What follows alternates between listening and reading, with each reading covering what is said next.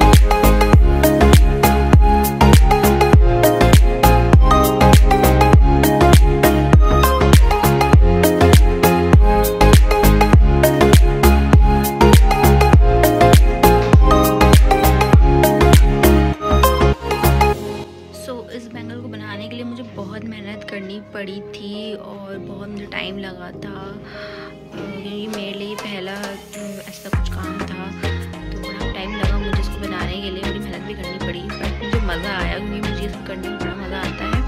और कैसी लगी आप